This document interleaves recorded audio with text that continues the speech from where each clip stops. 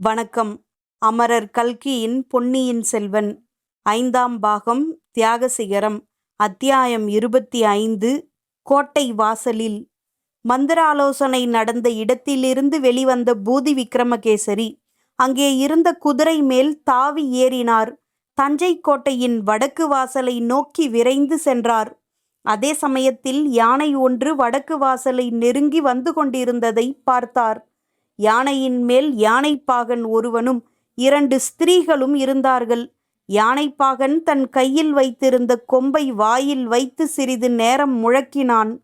பின்னர் கிரீச் என்று உச்சஸ்தாழியில் ஒலித்த குரலில் கணீர் என்றும் தெளிவாகவும் அவன் கூறியதாவது: ஈழத்துப்பட்ட பராந்தகன் சிறிய வேளாரின் செல்வ புதல்வி, கொடும்பாளூர் பெரிய வேளார் சேனாதிபதி பூதி விக்ரமகேசரியின் வளர்ப்பு குமாரி, பழையாறை இளைய பிராட்டி குந்தவை தேவியின் அருமை தோழியரான வானதி தேவியார் வருகிறார்.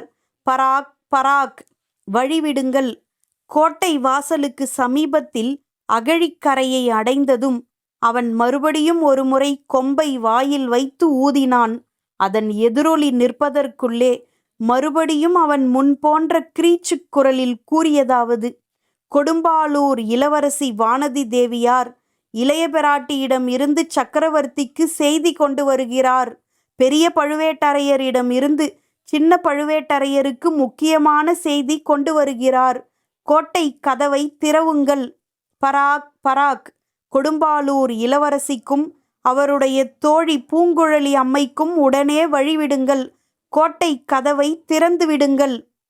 இவ்வாறு யானைப்பாகன் கூவியதை கேட்டு சேனாதிபதி பூதி விக்ரமகேசரி அடைந்த வியப்பு இவ்வளவு என்று சொல்ல முடியாது. அந்த யானைப்பாகன் குரலை எங்கேயோ எப்போதோ கேட்டது போல் இருக்கிறதே. அவன் யார்? யானைப்பாகன் யாராயிருந்தால் என்ன? யானை மேல் இருப்பது வானதிதானா என்பதையல்லவா முதலில் பார்த்து தெரிந்து கொள்ள வேண்டும். அவள் கோட்டைக்குள் போகாமல் தடுத்து நிறுத்த வேண்டுமே. வானதியாயிருந்தால் மிக்க நல்லதாய் போயிற்று. இந்த சிக்கல்கள் எல்லாம் தீரும் வரையில் குழந்தை நம்மிடத்தில் இருப்பதே நல்லது. இவ்வாறு எண்ணிக்கொண்டே சேனாதிபதி குதிரையை தட்டிவிட்டு கொண்டு போய் யானையின் சமீபத்தை அடைந்தார். அவர் பின்னோடு விரைந்து வந்த வீரர்களில் ஒரு வீரன் தீவர்த்தி கொண்டு வந்தான். அதன் வெளிச்சத்தில் யானை மீதிருந்தவர்களை பார்த்தபோது பெண்கள் இருவரும் சிறிய வேளாரின் புதல்வி வானதியும் பூங்குழலியும்தான் என்று தெரிய வந்தது. குழந்தாய், வானதி என்று அவர் ஏதோ சொல்வதற்குள் யானைப்பாகன் மறுபடியும் கொம்பு ஊதத் தொடங்கினான். அவனை எப்படி நிறுத்தச் செய்வது? நல்ல வேளையாக இதற்குள் யானை மேல் இருந்த பெண்கள் தங்களை நெருங்கி வந்த குதிரை மேல் இருப்பவர் யார் என்று உற்று பார்த்தார்கள். உடனே வானதி யானைப்பாகனிடம் ஏதோ சொல்லி அவன் கொம்பு முழக்கத்தை நிறுத்திவிட்டு, பெரியப்பா, தாங்கள்தானா? நான் கேள்விப்பட்டது உண்மைதான் என்றாள். ஆம் குழந்தாய், நான்தான். ஆனால் இது என்ன விசித்திரம்? செய்தி கொண்டு வருவதற்கு நீதானா அகப்பட்டாய்? இளைய பிராட்டிக்கு வேறு யாரும் அகப்படாமலா போய்விட்டார்கள்? அதிலும் இப்பேற்பட்ட நிலைமையில் என்றார் சேனாதிபதி. ஆம் பெரியப்பா, இப்பேற்பட்ட நிலைமையாயிருப்பதினாலேதான் என்னை செய்தி கொண்டு போக அனுப்பினார். தாங்கள் சைன்யத்துடன் வந்து தஞ்சை கோட்டையை சூழ்ந்து கொண்டிருப்பதாக செய்தி கிடைத்தது. வேறு யாரையாவது அனுப்பினால் ஒருவேளை தங்கள் படை வீரர்கள் தடுத்து நிறுத்திவிடக்கூடும். தாங்கள் அனுமதித்தாலும் கோட்டைக்குள்ளே இருப்பவர்கள் கதவை திறந்துவிட மறுத்துவிடலாம். என்னை அனுப்பி வைத்தால் 2 காரியத்துக்கும் அனுகூலமாயிருக்கலாம் என்று அனுப்பியுள்ளார்கள். துணைக்கு பூங்குழலியையும் அனுப்பினார்கள். ஆமாம் ஆமாம், இந்த ஓடக்கார பெண் வெகு கெட்டிக்காரி. அது முன்னமே எனக்கு தெரிந்த விஷயந்தான். ஆனால் நீ அப்படி என்ன செய்தி கொண்டு வந்தாய்? இரவுக்கிரவே தூது அனுப்ப வேண்டிய அவ்வளவு அவசரமான செய்தி என்ன? அவசரமான செய்திதான் பெரியப்பா.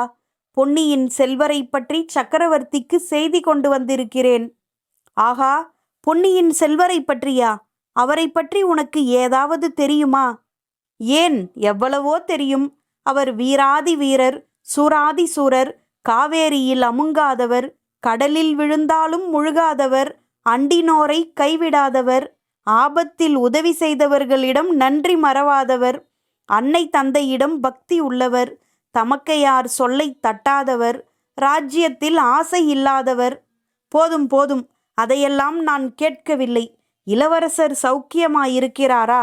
இப்போது அவர் எங்கே இருக்கிறார் என்று உனக்கு தெரியுமா? சௌக்கியமாக இருக்கிறார் பெரியப்பா. இப்போது எங்கே இருக்கிறார் என்றும் தெரியும். ஆனால் அதை தங்களிடம் கூற முடியாது. என்ன, சொல்ல முடியாதா? என்னிடம் கூடவா சொல்ல முடியாது? நீதானா பேசுகிறாய் வானதி? ஆம் பெரியப்பா, நான் தான் பேசுகிறேன். இளவரசர் இருக்குமிடத்தை ஒருவரிடமும் சொல்வதில்லை என்று வாக்களித்திருக்கிறேன். சேனாதிபதி பூதி விக்ரமகேசரிக்கு ஆக்ரோஷம் பொங்கி ஆத்திரம் பொத்துக்கொண்டு வந்தது. பெண்ணே, இளைய பிராட்டியிடம் அனுப்பினால் உன்னை நல்ல முறையில் வளர்ப்பாள் என்று நம்பினேன். இவ்வளவு பிடிவாதக்காரியாக வளர்த்து விட்டாளே. போதும் போதும், நீ பழையாறையில் இருந்தது போதும். கீழே இறங்கு. உன்னை கொடும்பாளூருக்கு அனுப்பிவிட்டு மறுகாரியம் பார்க்கிறேன் என்றார். பெரியப்பா, எனக்கும் இந்த தஞ்சாவூர் மண்ணை மிதிக்கவே இஷ்டமில்லை. ஆகையினால்தான் யானை மேல் ஏறி உட்கார்ந்திருக்கிறேன். இந்த யானைக்கு அடிக்கடி மதம் பிடித்து விடுகிறது. இன்று காலையில் ஒருவனை தூக்கி எறிந்து விட்டது. ஆகையினால் அருகில் ரொம்ப நெருங்கி வராதீர்கள். நான் கொண்டு வந்திருக்கும் செய்திகளை சொன்ன பிறகு நானே தங்களிடம் வந்து விடுகிறேன். என்னை கொடும்பாளூருக்கு அனுப்பினாலும் அனுப்பிவிடுங்கள். இப்போது மட்டும் என்னை தடுத்து நிறுத்தாதீர்கள் என்றாள் வானதி.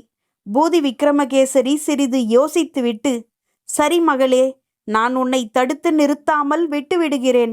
கோட்டை கதவு திறக்காவிட்டால் என்ன செய்வாய் என்றார். பெரியப்பா, நீங்கள் இவ்வளவு பெரிய படைகளுடன் வந்திருக்கிறீர்களே, எதற்காக? கோட்டை கதவு திறக்காவிட்டால் உங்கள் படைகளை ஏவி கதவை உடைத்து திறந்துவிடச் செய்யுங்கள் என்றாள் வானதி. பூதி விக்ரமகேசரி இதை கேட்டு பெருமிதம் அடைந்தார். மகளே, கொடும்பாளூர் கோமகள் பேச வேண்டியவாறு பேசினாய். அவசியம் ஏற்பட்டால் அவ்விதமே செய்வேன். ஆனால் அதற்கு அவசியம் ஏற்படாது. இளைய பிராட்டியிடமிருந்து சக்கரவர்த்திக்கு செய்தி கொண்டு வந்திருக்கும் உன்னை தடுத்து நிறுத்த இந்த சின்ன பழுவேட்டரையன் யார்? அவ்விதம் அவன் ஒரு நாளும் செய்ய மாட்டான். ஆனால் எனக்காகவும் சின்ன பழுவேட்டரையனிடம் ஒரு செய்தியை சொல். நீ கோட்டைக்குள் இருக்கும்போது உனக்கு ஏதாவது சிறிய தீங்கு நேர்ந்தாலும் அவனுடைய குலத்தை பூண்டோடு அழித்து விடுவேன் என்று சொல். நானும் என்னுடைய துணைவர்களும் சக்கரவர்த்தியை நேரில் பார்த்து அவருடைய விருப்பத்தை அவருடைய வாய்மொழியாக தெரிந்து கொள்ள வந்திருக்கிறோம் என்றும் சொல். நாளை பகல் பொழுது போவதற்குள் சக்கரவர்த்தியை நாங்கள் தரிசிக்க அவன் வகை செய்யாவிட்டால் கோட்டையை தாக்கத் தொடங்கிவிடுவோம் என்று தெரியப்படுத்து என்றார். அப்படியே ஆகட்டும் பெரியப்பா என்றாள் வானதி. மறுபடியும் யானைப்பாகன் கொம்பு முழக்கினான். கொடும்பாளூர் இளவரசிக்கு வழிவிடுங்கள், கோட்டை கதவை திறந்து விடுங்கள் என்று கூவினான்.